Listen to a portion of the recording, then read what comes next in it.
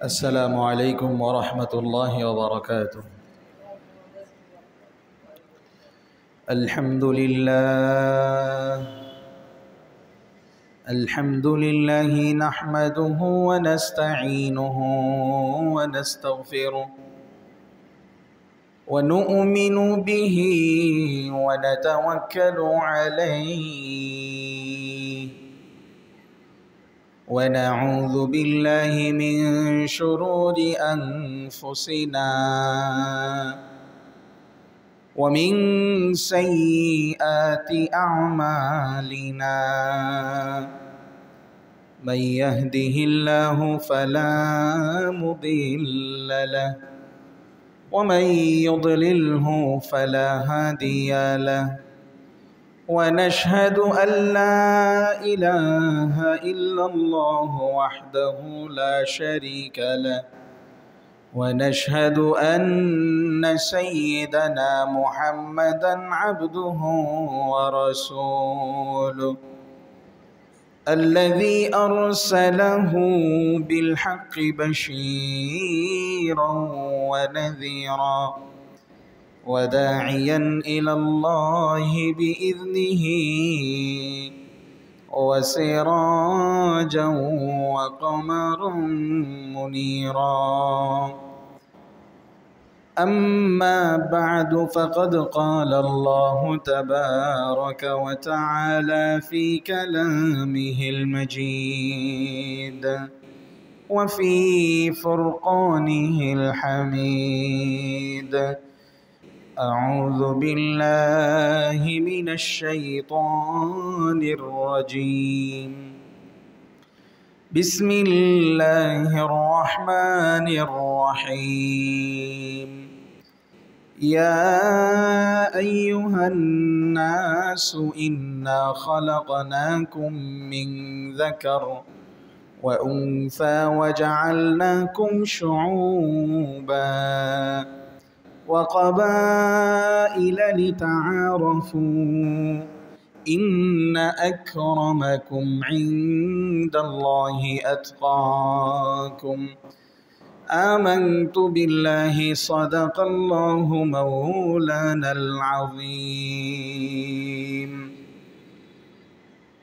سبحانك لا علم لنا إلا ما علمتنا إنك أنت العليم الحكيم.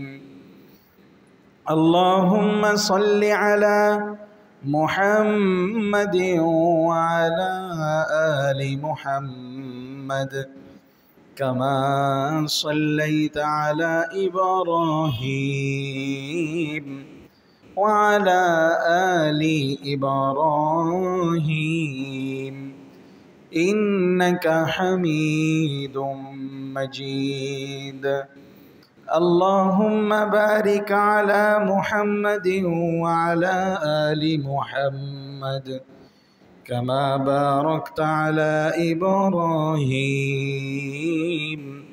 وعلى آل إبراهيم إنك حميد مجيد. بلغ العلا بكماله كشف الدجى بجماله حسنت جميع خصاله. صلوا عليه وآله. بلغ العلا بكماله كشف الدجى بجماله حسنت جميع خصاله صلوا عليه وآله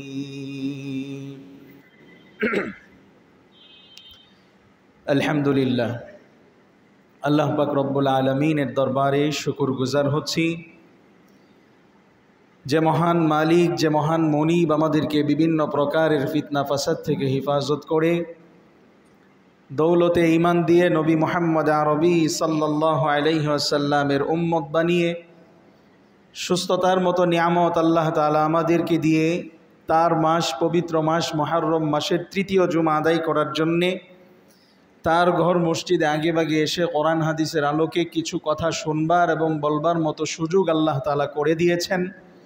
এজন্যে অন্তরের অন্তরস্থল থেকে জবানকে ছেড়ে দিয়ে উঁচু আওয়াজে আল্লাহকে খুশি করার জন্য সকলে পড়ি আলহামদুলিল্লাহ। মুআজ্জাজ হাজিরিন, গোটা পৃথিবীতে যত ধর্ম এসেছিল আল্লাহ রব্বুল আলামিন নবী রাসূলদের মাধ্যমে যত ধর্ম পৃথিবীতে আল্লাহ তাআলা মানব জাতিকে উপহার দিয়েছিলেন, তন্মধ্য থেকে শ্রেষ্ঠ, পূর্ণাঙ্গ, একেবারে মানব উপকার সমৃদ্ধ একটা ধর্ম হচ্ছে ইসলাম। ইসলাম এই ধর্ম সব সময় মানুষের অধিকারকে প্রতিষ্ঠিত করে। ইসলাম ধর্ম মানব জাতিকে তার মানবতার সর্বোৎকৃষ্ট পর্যায়ে নিয়ে তাকে উন্নীত করে। ইসলাম ধর্ম এমন একটা ধর্ম যে ধর্মের ভিতরে না জাত, না চেহারা, না বর্ণ, কোনো কিছুর ভেদাভেদ সৃষ্টি করে না। এমন ধর্ম আল্লাহ রব্বুল আলামিন আমাদেরকে দিয়েছেন, সেই ধর্মের নাম হচ্ছে ইসলাম ধর্ম। পৃথিবীতে কোনো ধর্মই পূর্ণাঙ্গ ছিল না। বাবা আদম থেকে নিয়ে হজরতে ঈসা আলাইহিস সালাতু ওয়াস সালাম পর্যন্ত যত ধর্মাবলম্বী ছিল, যত ধর্মের অনুসারী অনুরাগী ছিল, তাদের ধর্ম সর্বক্ষেত্রে পূর্ণাঙ্গ সমাধান দিতে ব্যর্থ হয়েছিল। ইসলাম এমন একটা ধর্ম যে ধর্মে সমসাময়িক এবং ভবিষ্যতে যে সকল সমস্যার আবির্ভাব হবে এবং বিগত দিনে যে সকল সমস্যার সম্মুখীন মানুষ হয়েছিল, এক কথায় গোটা পৃথিবীতে যা ঘটবে, ঘটেছে এবং ঘটার সম্ভাবনা রয়েছে, সব কিছুর পূর্ণাঙ্গ সমাধান ইসলাম ধর্ম আগে থেকেই দিয়েছে। বলেন সুবহানাল্লাহ। মুহতারাম হাজিরিন, আজকে বিভিন্ন জায়গা থেকে আওয়াজ শুনতে পাচ্ছি আমরা, গোটা পৃথিবীতে যে জাতি সবচাইতে বেশি সন্ত্রাস, সবচাইতে বেশি ত্রাস সৃষ্টি করেছে, যে জাতি গোটা পৃথিবীর মানুষের সভ্যতাকে ছিনিয়ে নিয়েছে, গোটা পৃথিবীর ভিতরে অসভ্যতার ছয়লাভ যে জাতি ছড়িয়েছে, সেই জাতিদেরকে, সেই জাতির সেই কুরুচিপূর্ণ জাতি মিলে একত্রিত হয়ে মানবাধিকার সংস্থা করেছে। সেই সংস্থার অফিস আমাদের দেশেও তারা বিনির্মাণ করার হীন একটা পায়তারা চালাচ্ছে। মহতারাম হাজরিন, অথচ ইসলাম ধর্ম এটা কারো কাছ থেকে মানবতা শিখার বাকি রাখে নাই। ইসলাম ধর্ম পূর্ণাঙ্গ মানবতার উচ্চ শিখরে মানুষকে আল্লাহ রব্বুল আলামিন ইসলাম ধর্ম দেওয়ার মধ্য দিয়ে পূর্ণাঙ্গতায় নিয়ে তাদেরকে পৌঁছিয়ে দিয়েছে। মহতারাম হাজরিন, গোটা পৃথিবীতে আজকে যারা মানবাধিকার সংস্থার নামে, জাতিসংঘের নামে, জাতিসংঘ নিরাপত্তা বিভিন্ন নামে গোটা পৃথিবীর ভিতরে যারা নৈরাজ্য তৈরি করেছে, তাদের সেই নৈরাজ্যের বীজ দাঁত আল্লাহ রব্বুল আলামিন তার সেই শুরু লগ্নেই, বীজ দাঁত যখন উঠে সেই ওঠার লগ্নেই এটাকে ভেঙে চুরমার করে দিয়েছে। আজকে তারা মানবাধিকারের নামে গোটা পৃথিবীতে যে সন্ত্রাস কায়েম করেছে, যেটা আমরা দেখতে পাচ্ছি ফিলিস্তিন, Arakan, Chechnya, Bosnia, Africa, Afghanistan, Somalia সহ গোটা পৃথিবীতে তারা নৈরাজ্য এমনভাবে বিস্তার করেছে, আজকে যদি গোটা পৃথিবীর সমস্ত মুসলিম জাতি একত্রিত হয়ে তাদের বিষ দাঁতগুলোকে ভেঙে দেওয়ার জন্য উদ্গ্রীব হতো, সচেষ্ট হতো, তাহলে তারা আজকে আমাদের দেশে, শান্তিপূর্ণ দেশে, 92-95% মুসলমানের দেশে তারা আমাদেরকে মানবাধিকার নামে তারা মানবতা শিক্ষা দেওয়ার, সবক দেওয়ার সাহস পেত না। পেয়ারা হাজরিন, আল্লাহ রব্বুল আলামিন কালামে হাকিমে ইরশাদ করেছেন, ইয়া আইয়ুহাল্লাযীনা আমানু কুতিবা আলাইকুমুল কিসাসু ফিল কতলা আল হুররু বিল হুররি ওয়াল আবদু বিল আবদি ওয়াল উনসা বিল উনসা। আজকে তারা যেই মানবাধিকারের কথা বলতেছে, মানবাধিকারের মকেও তারা সংরক্ষণ করতে পারে নাই। অথচ কোরআনে কারীম কি নির্দেশনা দিয়েছে, গোটা পৃথিবীতে যারাই হত্যাযজ্ঞ চালাবে, যারাই কোনো নিরপরাধ মানুষের উপরে অত্যাচার নিপীড়ন করবে, তাদের খুন জড়াবে, এমন ব্যক্তিদের বদলা নেওয়ার নির্দেশনা কালামে হাকিমে আল্লাহ রব্বুল আলামিন দিয়েছেন। আল্লাহ তাআলা বলেন, ইয়া আইয়ুহাল্লাযীনা আমানু কুতিবা আলাইকুমুল কিসাসু ফিল কতলা। আল্লাহ রব্বুল আলামিন বলতেছেন, হে ঈমানদারেরা, তোমাদের উপরে আল্লাহ রব্বুল আলামিন ফরজ করে দিয়েছেন তোমার ভাইয়ের রক্তের প্রতিদান নেওয়ার জন্যে। তোমার ভাইকে কেউ হত্যা করেছে, আল্লাহ রব্বুল আলামিন বলতেছেন, আল হুররু বিল হুররি, যদি তোমার ভাই গোলাম হয় তাহলে যে হত্যা করলো তাদের গোলামকে হত্যা করে তোমরা প্রতিশোধ নেবে। এটাকে সন্ত্রাসবাদ বলে আখ্যা দেওয়ার সুযোগ নাই, বরং সে তার অধিকারকে এ কাজ করার মধ্য দিয়ে প্রতিষ্ঠিত করলো। ওয়াল আবদু বিল আবদি, যদি তোমার হত্যাকৃত ভাই সে আজাদ হয়, সাধারণ নাগরিক হয়, তাদের সাধারণ নাগরিক হত্যা করে তোমরা এটার প্রতিশোধ নেবে। বিল উনসা, যদি তোমাদের নারীদেরকে হত্যা করে তাহলে তোমরা তাদের নারীদেরকে হত্যা করে তোমরা এর প্রতিশোধ নেবে। যদি পুরুষ হত্যা করে তাহলে পুরুষ হত্যা করে তোমরা তাদের থেকে এই প্রতিশোধ তোমরা নেবে। মুহতারাম হাজিরিন, কালামে হাকিমে এত সুন্দর যে মানবাধিকারকে কি সুন্দরভাবে প্রতিষ্ঠিত করে দিয়েছে, এই সমাধান যদি গোটা পৃথিবীতে থাকতো তাহলে আজকে এই হত্যা করার মতো দুঃসাহস কেউ করতে পারত না। আজকে একটা গোষ্ঠী তারা গোটা পৃথিবীতে নৈরাজ্য বিস্তার করে চলতেছে, কেমন যেন তাদেরকে বলবার মতো কেউ নাই। কথা ঠিক কিনা? মুহতারাম হাজিরিন, আজকে যদি ইসলামের বিধিবিধান পূর্ণাঙ্গ রূপে পালিত হতো, ইসলামকে যদি এস্টাবলিশড করা যেত দেশের ভিতরে, তাহলে আমাদের দেশেও বিগত 24 সালে যে হত্যাযজ্ঞ হয়েছে, 1400, কেউ বলতেছে 2000-এর মতো যে খুন হয়ে গিয়েছে, এই প্রকৃত অপরাধী যারা, এই প্রকৃত অপরাধীদেরকে নিয়ে যদি বাইতুল মুকাররমে প্রকাশ্যে ফাঁসি দেওয়া যেত তাহলে পরের দিন থেকে হত্যা করার মতো দুঃসাহস কেউ দেখাতো না। কথা ঠিক কিনা পেয়ারা হাজির? এজন্যে মানবাধিকার, মানব জাতির অধিকারকে পূর্ণাঙ্গ রূপে বহাল রেখেছে, পূর্ণাঙ্গতায় এনেছে ইসলাম ধর্ম। আল্লাহ রব্বুল আলামিন কালামে হাকিমে ইরশাদ করেন, ওয়ামান কাতালা মুমিনাম মুতাআম্মিদান ফাজাযাউহু জাহান্নামু খালিদান ফিহা, যে কোনো ব্যক্তি ইচ্ছাকৃতভাবে সে তার মতের বাহিরে একজন ব্যক্তি গিয়েছে, তার আদর্শের বাহিরে একজন ব্যক্তি গিয়েছে, অথবা সে যেভাবে চাচ্ছে এইভাবে দেশের লোক পরিচালিত হচ্ছে না, তার মতের ভিন্ন মত পোষণকারী হওয়ার কারণে তাকে যে ইচ্ছাকৃতভাবে হত্যা করলো, আল্লাহ রব্বুল আলামিন বলতেছেন ফাজাযাউহু জাহান্নাম, এই ব্যক্তির জন্য জাহান্নাম। আল্লাহ রব্বুল আলামিন তার পুরস্কার স্বরূপ, তার প্রতিদান স্বরূপ আল্লাহ তাআলা জাহান্নাম নির্ধারণ করে রেখেছেন। বলেন নাউজুবিল্লাহ। শুধু তার জন্য জাহান্নামকে আল্লাহ রব্বুল আলামিন নির্ধারণ করে রেখেছেন এমনটা নয়, বরং আল্লাহ রব্বুল আলামিন বলতেছেন খালিদান ফিহা, সে জাহান্নামে চিরকাল থাকবে, জাহান্নামে চিরকাল থাকবে।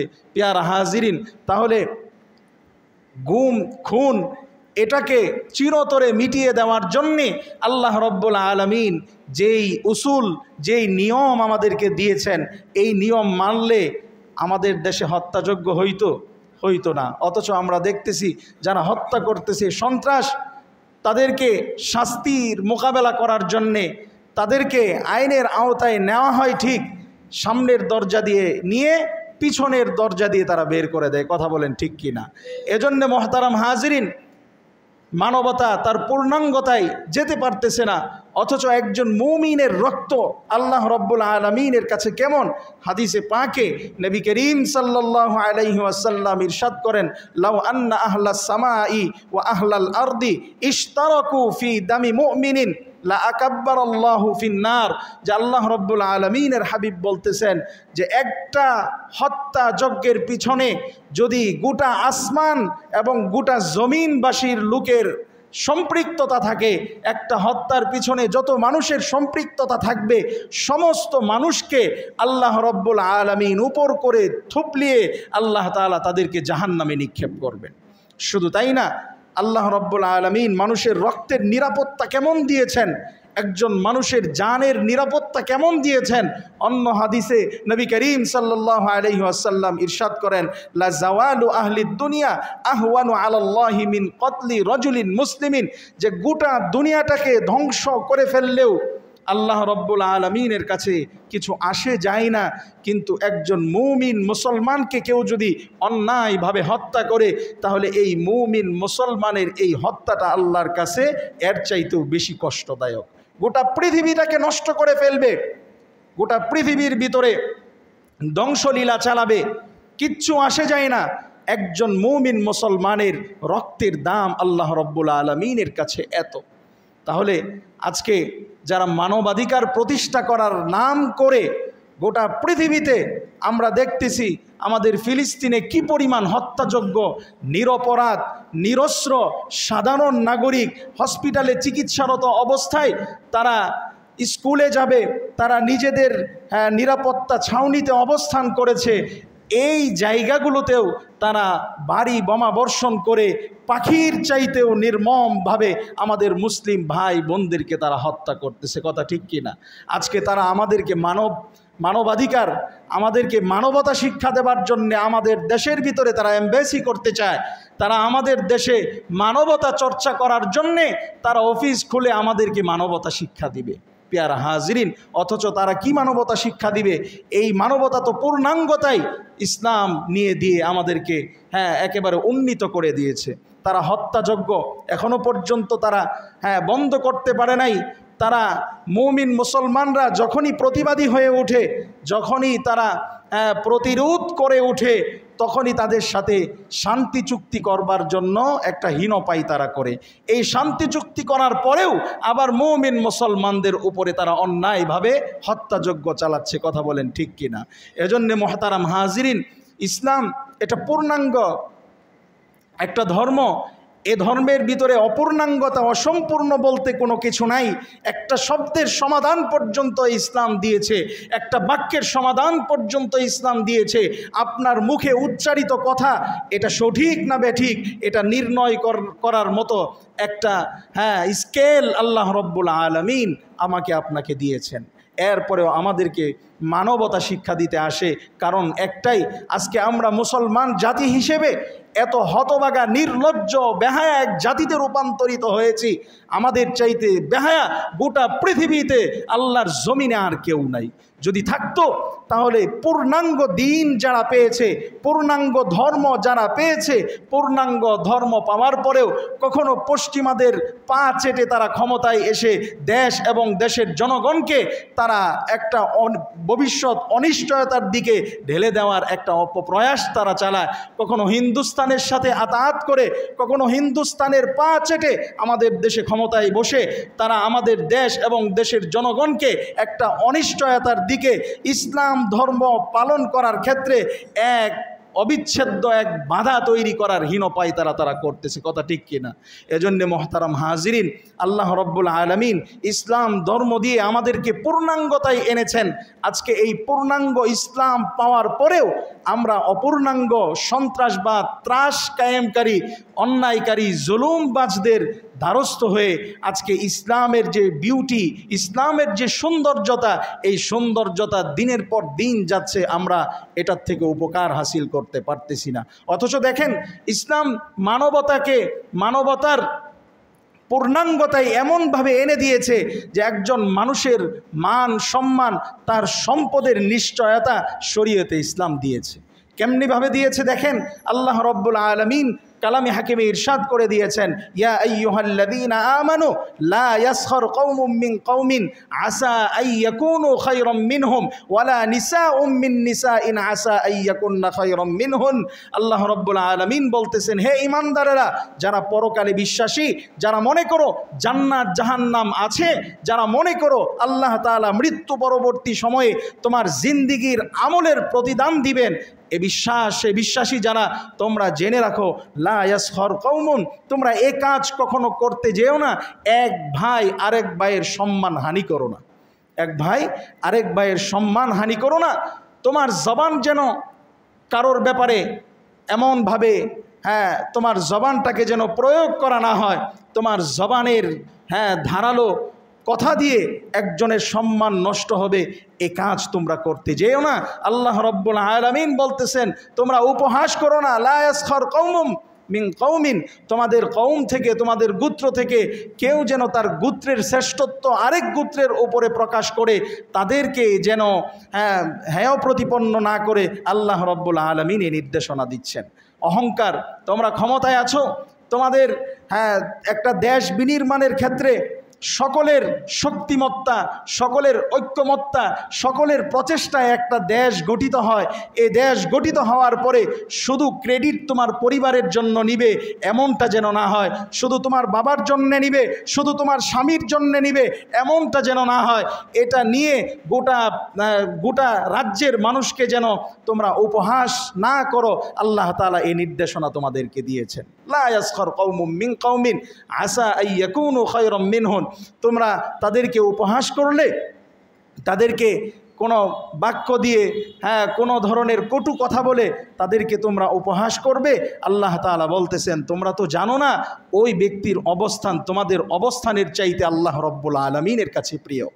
আল্লাহ রব্বুল আলামিনের কাছে ওই ব্যক্তির অবস্থানের চাইতে যার উপহাস তুমি করতেছ তার অবস্থান আল্লাহ রব্বুল আলামিনের কাছে প্রিয়, এটা তো তোমাদের জানা নাই। এজন্যে একজন মানুষের সম্মানকে কতটা প্রতিষ্ঠিত করেছে শরীয়তে ইসলাম, যে তার ব্যাপারে তুমি ধারণাপ্রসূত কথা বলা থেকে বিরত থাকো।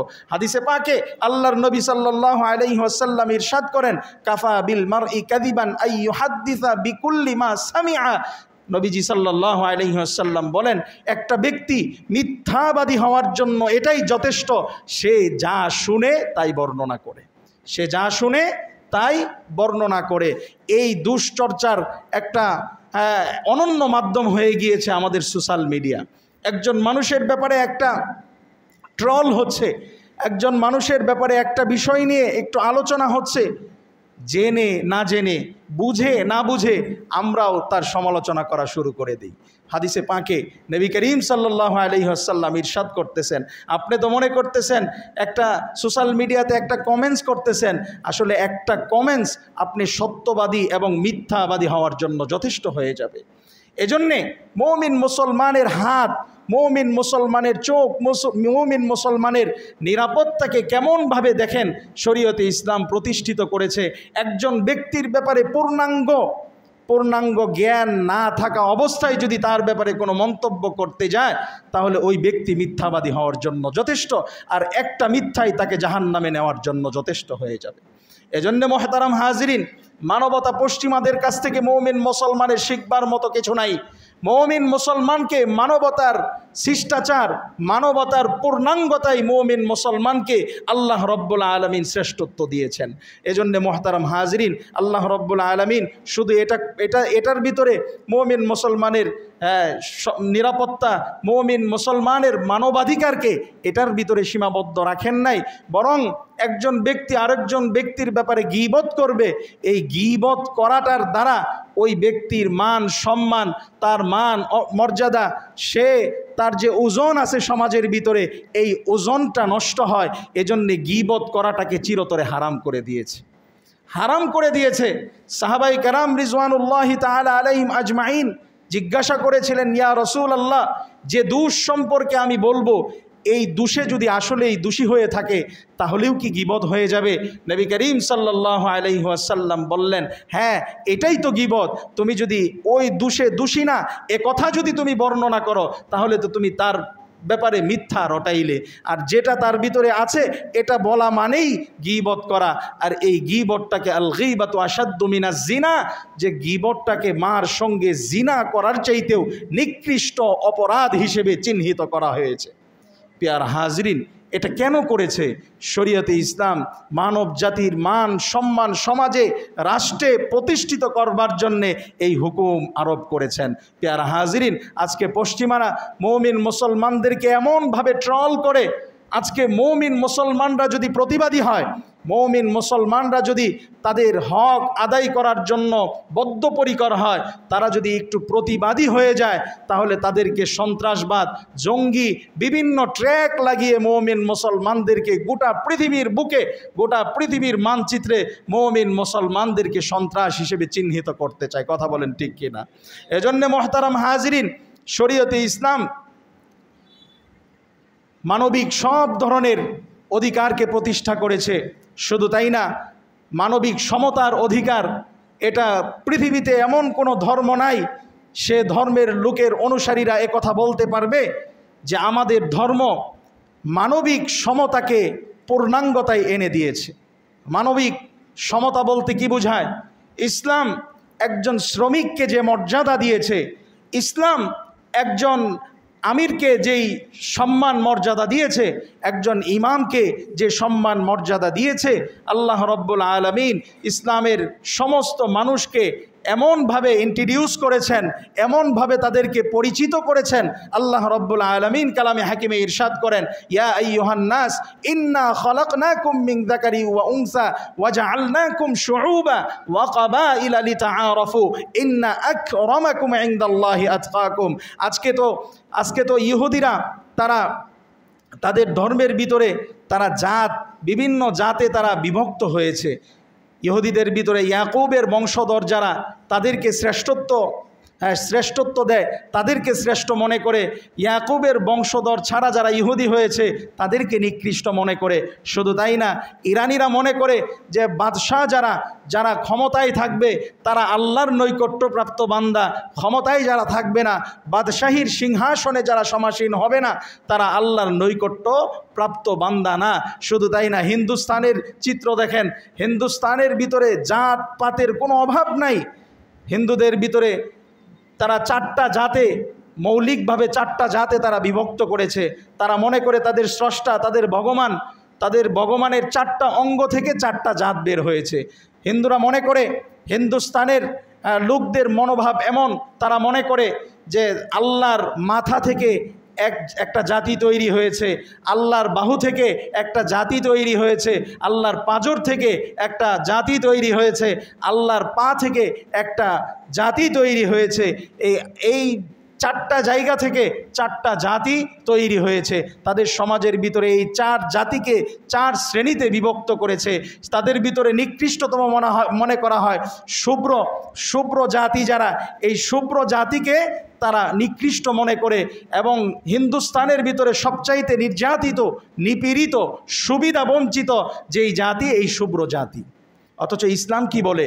ইসলাম বলে, লা ইউমিনু আহাদুকুম মাল্লা ইয়ামানু জারুহু বাওয়াইকাহু। ইসলাম বলে যে তোমরা শুধু নিরাপত্তায় থাকবে, তোমরা শুধু ভালো থাকবে এমনটা নয়, বরং তোমাদের ভিতরে ওই ব্যক্তি পূর্ণাঙ্গতায় পৌঁছতে পারবে না, আল্লাহর কাছে পূর্ণাঙ্গ মুমিন হিসেবে বিবেচিত হবে না, যে ব্যক্তির অনিষ্টতা থেকে, যে ব্যক্তির খারাপতা থেকে তার প্রতিবেশী নিরাপদে নয়। হাদিসে পাকে আল্লাহর নবী সাল্লাল্লাহু আলাইহি ওয়াসাল্লাম ইরশাদ করেন, লা ফাদলা লিআরাবিন আলা আজামিয়িন, যে আরবিদের উপরে অনারবিদের শ্রেষ্ঠত্ব নাই। হ্যাঁ, অনারবিদের উপরে আরবিদের শ্রেষ্ঠত্ব নাই, সাদার উপরে কালার শ্রেষ্ঠত্ব নাই, কালোর উপরে সাদার শ্রেষ্ঠত্ব নাই। আল্লাহ রব্বুল আলামিন আল্লাহর হাবিব সাল্লাল্লাহু আলাইহি ওয়াসাল্লাম আরেক হাদিসের ভিতরে বলেন, লা তাবাগাদু ওয়ালা তাহাসাদু ওয়ালা তাদাবারু ওয়া কুনু ইবাদাল্লাহি ইখওয়ানা। ভেদাভেদ সৃষ্টি করো না, একে অন্যের ছিদ্রান্বেষণ করো না। ওয়া কুনু ইবাদাল্লাহি ইখওয়ানা, তোমরা পরস্পরে ভাই ভাই হয়ে যাও। ইসলাম কত সুন্দর মানবাধিকার প্রতিষ্ঠা করেছে। আপনার সমাজের ভিতরে গরিব লোক এই গরিব লোকটাকে কোনো অবস্থাতেই আপনি হেয় প্রতিপন্ন করার, তাকে আর ছোট চোখে তাকাবার মতো সুযোগ নাই। হাদিসে পাকে আল্লাহর নবী সাল্লাল্লাহু আলাইহি ওয়াসাল্লাম আর চোখে তাকানোর, তার ওপরে করুণা করার যে মানসিকতা আমাদের ভিতরে উদয় হতে পারে, সেই উদয়স্থলকে তারা একেবারে নবীজি সাল্লাল্লাহু আলাইহি ওয়াসাল্লাম একেবারে বন্ধ করে দিয়েছেন। হাদিসের ভিতরে নবী করিম সাল্লাল্লাহু আলাইহি ওয়াসাল্লাম যারা ধনাঢ্য ব্যক্তি তাদের শ্রেষ্ঠত্বের কথাও বলেছেন, যারা গরিব ব্যক্তি তাদের পক্ষাবলম্বন করে নবীজি বলেছেন, আল্লাহুম্মা আহিনি মিসকিনা ওয়া আমিতনি মিসকিনা ওয়াহশুরনি ফি জুমরাতিল মাসাকিন। আল্লাহ, বুক বিলাসিতা আপনার কাছে চাই না, আপনার কাছে অর্থকড়ি চাই না, শোক সম্ভার চাই না, আপনার কাছে চাই আপনি আমাকে দরিদ্র অবস্থায় জীবনযাপন করার তৌফিক দেন এবং এই দরিদ্র অবস্থায় মৃত্যু দেন, কিয়ামতের ময়দানে দরিদ্র অবস্থায় আমাকে উত্থিত করেন। বলেন সুবহানাল্লাহ। আপনি যদি গরিবকে হেয় প্রতিপন্ন করেন, তার দিকে যদি ছোট চোখে তাকান, 2 টাকা 10 টাকা 20 টাকা অনুগ্রহ করে যদি নিজেকে স্রষ্টা ভাবা শুরু করেন, তাহলে আপনি নবীজি সাল্লাল্লাহু আলাইহি ওয়াসাল্লামের এই হাদিসের বিরোধিতা করলেন। এজন্য মুহতারাম হাজরিন, ইসলাম সবচাইতে মানব জাতির, গোটা পৃথিবীর সমস্ত মানব জাতির অধিকারকে প্রতিষ্ঠিত করেছে। শুধু তাই না পেয়ারা হাজরিন, আল্লাহর নবী সাল্লাল্লাহু আলাইহি ওয়াসাল্লামের জামানার একটি ঘটনা বলি। বিশির নামে এক মুনাফিক ছিল, যে নবী করিম সাল্লাল্লাহু আলাইহি ওয়াসাল্লামের মজলিসে যাইতেন, বড় বড় সাহাবীদের সাথে তার ওঠা বসা ছিল। এক ইহুদির সাথে জমি নিয়ে একটা বিরোধ তার ছিল। সে ভাবল, যেহেতু ইসলাম এখন ক্ষমতায়, বড় বড় সাহাবীদের সাথে আমার সম্পর্ক আছে, যেমনটা আমাদের রাজনীতিবিদদের হয়ে থাকে, যে রাষ্ট্রের সর্বোচ্চ ব্যক্তিদের সাথে আমাদের সম্পর্ক আছে, বেটা সমাজের ভিতরে বুক ফুলায় আমি চলবো, যাচ্ছে আমি তাই করব, তুই বলার কে? এরকম আছে না নাই পেয়ারা হাজরিন? ওই সময় বিশিরের ভিতরেও এই চিন্তার উদ্রেক হয়েছিল যে আবু বকর, ওমর, ওসমান, আলী, তাদের সাথে আমি চলি, এই ইহুদি আমার কাছ থেকে জমি নিয়ে নিবে, এটা কখনোই হতে পারে না। সে অন্যায়ভাবে তার জমিটাকে দখল করে ফেললো। ইহুদি বলল, বিশির দেখো ভাই, এই জমিটা আমার, এই জমিটা পৈতৃক সূত্রে আমি পেয়েছি, এই জমিটার অধিকার কোনো অবস্থাতেই তুমি হতে পারো না। সে বলতেছে, না, এই জমি আমার। এবার ইহুদি তাকে প্রস্তাব দিল, তাহলে চলো তোমাদের নবী মুহাম্মদের কাছে যাই। একজন ইহুদি, তার দিলের ভিতরে চিন্তা ছিল যে মুহাম্মদুর রাসূলুল্লাহ সাল্লাল্লাহু আলাইহি ওয়াসাল্লামের কাছে যদি কোনো নালিশ নিয়ে, কোনো অভিযোগ নিয়ে যাওয়া যায়, তাহলে এই অভিযোগটাকে পূর্ণাঙ্গ রূপে চিন্তা ফিকির করে, পূর্ণাঙ্গ রূপে এটাকে বিচার বিশ্লেষণ করে প্রকৃত হকদারের হককে তিনি প্রতিষ্ঠিত করবেন। একজন ইহুদির দিলের ভিতরে এই ধারণা ছিল। একজন ইহুদি দিলে মনে প্রাণে এটাকে বিশ্বাস করত। বিশিরকে বলল, চলো তাহলে তোমাদের নবীর কাছেই যাই, এটা নিয়ে সোরাহা নিয়ে আসি, এটা নিয়ে সমাধান নিয়ে আসি। পেয়ারা হাজিরিন, এবার বিশির একটু চিন্তায় পড়ে গেল।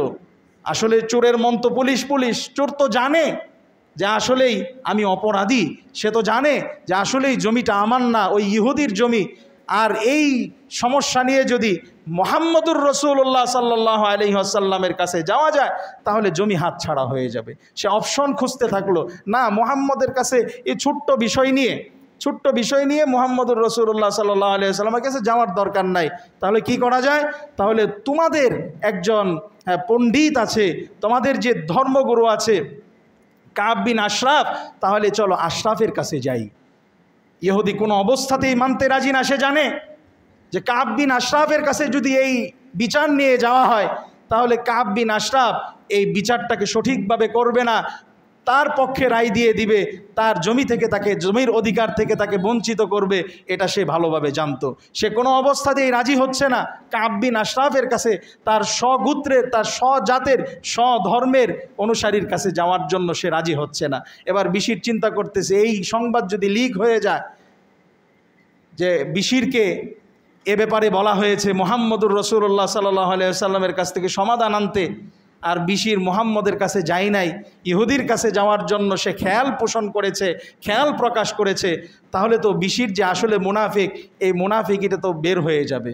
পেয়ারা হাজিরিন, এবার সে এক প্রকার বাধ্য হয়েই সে মুহাম্মদুর রাসূলুল্লাহ সাল্লাল্লাহু আলাইহি ওয়াসাল্লামের কাছে ইহুদি, এবং সে গেল। যাওয়ার পরে নবীজি সাল্লাল্লাহু আলাইহি ওয়াসাল্লাম উভয়ের বক্তব্য শুনলেন।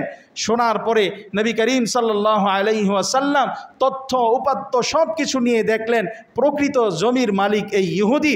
নবীজি সাল্লাল্লাহু আলাইহি ওয়াসাল্লাম এই ইহুদিকে তার জমি বুঝিয়ে দিলেন। বলেন সুবহানাল্লাহ। একজন অমুসলিম ইহুদি সে ইসলাম ধর্মের সুফল কিভাবে পেয়েছে, ইসলাম যে মানবাধিকার, মানব জাতির অধিকারকে প্রতিষ্ঠা করেছে, সেই অধিকারকে কিভাবে পেয়েছে বলে দেখেন। এরপরে বিশিরের কাছে এই বিচারটা ভালো লাগলো না। বিশির এবার চিন্তা করলো, যেহেতু এখনো পর্যন্ত অপশন একটা আছে, এমপি মন্ত্রীদের কাছে না হইলে স্থানীয় পর্যায়ে যারা প্রভাবশালী, যারা গুন্ডা পান্ডা আছে, তাদেরকে দিয়েও একটু চেষ্টা করে কি করে না। পেয়ারা হাজিরিন, এই বিশির এবার চেষ্টা করলো, ভিন্ন উপায় অবলম্বন করে দেখলো যে ওমরের কাছে আমি বিচারটা নিয়ে যাই। যেহেতু ওমর রাগী মানুষ, ওমরকে সবাই ভয় পায়, কাফের মুশরিকরা পর্যন্ত ওমরকে দেখে ভয় পায়, তাহলে ওমরকে ইনিয়ে বিনিয়ে যদি বলে আমি তার থেকে একটা সমাধান নিতে পারি, তাহলে তো জমিটা আমার হয়ে যাবে। পেয়ারা হাজিরিন, ওমরকে গিয়ে সে কন্দনরত অবস্থায় সুর নরম করে অসহায়ত্ব প্রকাশ করে ওমরের কাছে নালিশ করলো, ওমর আমার জমি এই ইহুদি নিয়ে নিয়েছে। হজরতে উমর রাদিয়াল্লাহু তাআলা আনহু বললেন, ডাকো ইহুদিকে। ইহুদিকে ডাকা হলো। হজরতে উমর রাদিয়াল্লাহু তাআলা আনহুর কাছে আসলো। আসার পরে কোনো ধরনের অপশন না দিয়ে হজরতে উমর রাদিয়াল্লাহু তাআলা আনহু প্রথম কথাই তাকে বললেন, এ ইহুদি, বিশিরের জমি তুমি কখন বুঝিয়ে দিবে বলো। হজরতে উমর রাদিয়াল্লাহু তাআলা আনহুকে পাল্টা প্রশ্ন করলেন এই ইহুদি, হে উমর, তুমি কি শুধু তার বক্তব্য শুনে এটার ফয়সালা দিয়ে দিবে, না তুমি আমার বক্তব্য শুনবে? বলে, হ্যাঁ, তোমার যদি বক্তব্য থাকে তাহলে তুমি সে বক্তব্য পেশ করো। এবার সেই ইহুদি তার বক্তব্য পেশ করতেছে, এটা তো জমি, এমন একটা জমি যেই জমির ব্যাপারে যদি তোমাদের নবী মুহাম্মদ আরবি সাল্লাল্লাহু আলাইহি ওয়াসাল্লাম সঠিক সমাধান না দিতেন, তাহলে যে এটা আমার জমি এ কথাটাও আমি অস্বীকার করতাম। তোমাদের নবী মুহাম্মদ আরবি সাল্লাল্লাহু আলাইহি ওয়াসাল্লাম এই জমির ব্যাপারে 2 দিন আগে আমাকে সমাধান দিয়ে দিয়েছেন।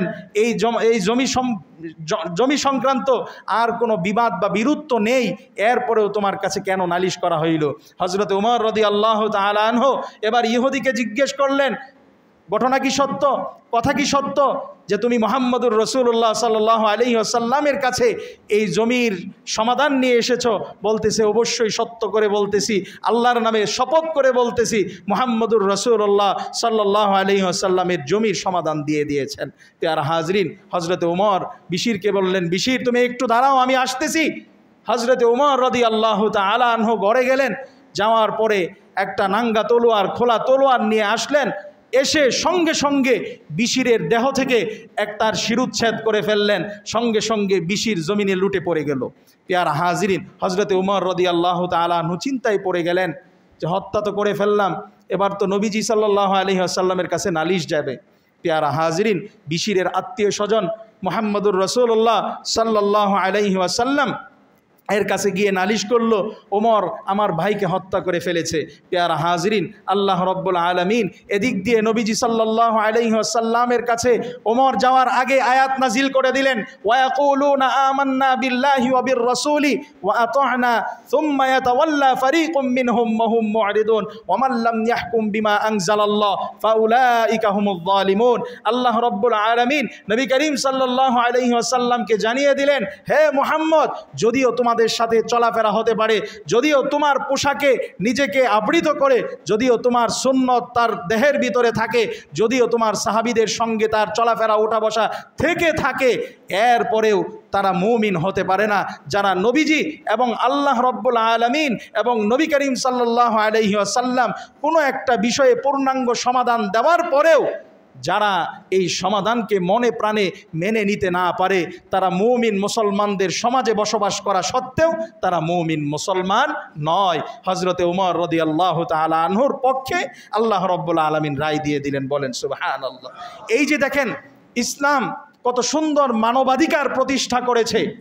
ইসলাম কত সুন্দরভাবে একজন অমুসলিম, একজন অমুসলিমের হককে প্রতিষ্ঠিত করেছে। পেয়ারা হাজিরিন, শুধু তাই না, হাদিসে পাকে আছে আল্লাহর নবী সাল্লাল্লাহু আলাইহি ওয়াসাল্লাম ইরশাদ করেন, কোনো মুমিন মুসলমান যদি সে অন্যায়ভাবে কোনো কাফের মুশরিকের উপরে অত্যাচার করে অথবা তার অধীনস্থ তার শ্রমিক থাকা অবস্থায় সে কাফের, সে মুশরিক, এজন্যে তাকে দিয়ে বেশি পরিশ্রম করায়, তাকে দিয়ে কষ্ট বেশি করায়, কিয়ামতের ময়দানে নবী করিম সাল্লাল্লাহু আলাইহি ওয়াসাল্লাম তার বিরুদ্ধে চলে যাবেন, তার বিরুদ্ধে চলে যাবেন। এই কাফের মুশরিকের পক্ষাবলম্বন করে নবী করিম সাল্লাল্লাহু আলাইহি ওয়াসাল্লাম এই অপরাধ করার কারণে মুমিন মুসলমানের বিরুদ্ধে চলে যাবেন। এজন্যে পেয়ারা হাজিরিন, ইসলাম এটা পূর্ণাঙ্গ একটা ধর্ম, এটা সর্বোচ্চ মানবতাকে চর্চা করে, সর্বোচ্চ প্রত্যেকটা শ্রেণী, কোনো জাত, কোনো ধর্ম, কোনো বর্ণ, সব কিছুর ভেদাভেদকে উপেক্ষা করে ইসলাম সাম্য বৈষম্যহীনতা ইসলাম প্রতিষ্ঠা করেছে। কথা বলেন ঠিক কি না? এজন্য মোহতারাম হাজিরিন, আজকে যে পশ্চিমারা আমাদের দেশে তারা মানবাধিকার সংস্থার নামে যেই কর্ম পদ্ধতি চালাতে যাচ্ছে, ইতিমধ্যে বিভিন্ন সরকারি বিভিন্ন জায়গায় এই আওয়াজ উঠেছে এবং তাদেরকে সেই মানবাধিকার সংস্থার অফিস দেওয়ার জন্য বদ্ধপরিকর হয়েছে। আজকে হেফাজতে ইসলাম বাংলাদেশ এটাকে প্রতিহত করবার জন্যে, এটা এই কারণেই প্রতিহত করতে হবে, আজকে আমাদের যেই মধ্যপ্রাচ্য আছে, আমাদের যে মুসলিম কান্ট্রিগুলো আছে, এই মুসলিম কান্ট্রিগুলোতে তারা বিভিন্ন সময় মানবাধিকার প্রতিষ্ঠা করার জন্যে, তারা নিরাপত্তা দেওয়ার জন্যে বিভিন্ন ধরনের সেনাঘাঁটি, বিভিন্ন ধরনের অফিস আদালত করে আজকে আমাদের গোটা পৃথিবীর মুসলমান সমাজটাকে একটা অস্থিরতার ভিতরে ফেলে দিয়েছে। কথা বলেন ঠিক কি না? আজকে সেই কাতারে বসে তারা মুমিন মুসলমানদের উপরে হামলা করে, আজকে সেই দুবাইয়ে তাদের সেনাঘাঁটির মধ্য দিয়ে আমাদের সেই মুসলমান যে কান্ট্রিগুলো আছে এগুলোকে তারা শাসন করার জন্য উদ্গ্রীব হয়ে চলেছে। একই কায়দায় আজকে আমাদের বাংলাদেশের ভিতরেও তারা এই পদ্ধতি অবলম্বন করে গোটা পৃথিবীর মরল সাজার জন্য তারা এক হীন পায়তারা করতেছে। আজকে যদি হেফাজতে ইসলাম বাংলাদেশ এর চাইতে বৃহৎ এবং বড় কোনো ধরনের কর্মসূচি দেয় তাদের সেই মানবাধিকার সংস্থাকে প্রতিহত করবার জন্যে, তাহলে তাদের ডাকে সাড়া দিয়ে আমরা তাদের এই হীন চক্রান্তগুলোকে নস্যাৎ করব তো ইনশাল্লাহ। আল্লাহ রব্বুল আলামিন আমাদের সকলকেই তৌফিক দান করুন এবং ইসলাম যে মানবতা আমাদেরকে শিক্ষা দিয়েছেন, এই প্রকৃত মানবতা আমরা যেন শিখতে পারি, চর্চা করতে পারি। তন্ত্রমন্ত্র এগুলোর দিকে আর নয়, পশ্চিমা হিন্দুস্তান তাদের সাথে আর লিয়াজু করে নয়, বরং ইসলাম ধর্মে যে নির্দেশনা আমাদেরকে দিয়েছে, আমাদের স্বকীয়তাকে রক্ষা করে, আমাদের সংস্কৃতি, আমাদের তাহজিব তামাদ্দুনকে আমরা অগ্রাধিকার দিয়ে আমাদের দেশে আমরা আমাদের স্বকীয়তা বজায় রাখার জন্য সর্বোচ্চ সর্বময় চেষ্টা করব ইনশাল্লাহ। আল্লাহ রব্বুল আলামিন আমাদের সকলকেই তৌফিক দান করুন। ওমা আলাইনা ইল্লাল বালাগ ওয়া আখিরু দাওয়ানা আনিল হামদুলিল্লাহি রাব্বিল আলামিন। যারা